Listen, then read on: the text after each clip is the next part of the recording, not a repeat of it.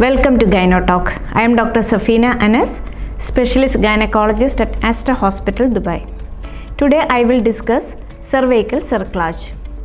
Cervical cerclage refers to a variety of procedures that use sutures or synthetic tape to reinforce the cervix during pregnancy with a history of cervical incompetence or a short cervix. What are the indications of cervical cerclage? Your doctor might recommend cervical cerclage during pregnancy to prevent premature birth if you have a history of second trimester miscarriage with painless cervical dilatation in the absence of labor pain, past history of cervical cerclage, painless cervical dilatation diagnosed during second trimester, and a short cervical length less than 25 mm before 24 weeks of pregnancy in a singleton pregnancy. Cervical cerclage is not appropriate for everyone at risk of premature labor. Your doctor might not recommend a cervical cerclage if you have active vaginal bleeding, active preterm labor, intrauterine infection, fluid leak or premature rupture of membrane, fetal anomalies and prolapsed fetal membrane.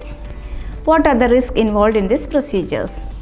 The risks associated with the cervical cerclage include inflammation of fetal membrane due to infection, vaginal bleeding, cervical tear or lacerations, premature rupture of membrane, suture displacement.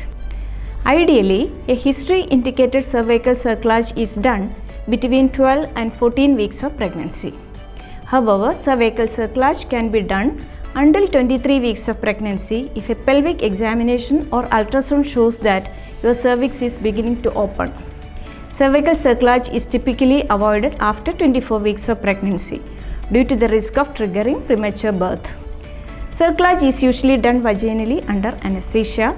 Abdominal cerclage might be done if transvaginal cerclage is unsuccessful or difficult due to extremely short, lacerated or scarred cervix. After the procedure, your doctor might recommend limiting physical activity and sex until delivery.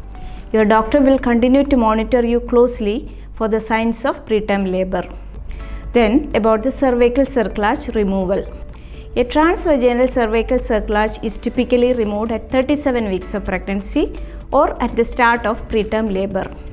If you had a transabdominal cervical cerclage, a C-section is typically recommended. During C-section, you can choose to have the stitch removed or leave it in place for future pregnancies. The effectiveness of cervical cerclage varies depending on the timing of the procedure. Cervical cerclage reduces the risk of premature birth in women with a proven cervical insufficiency.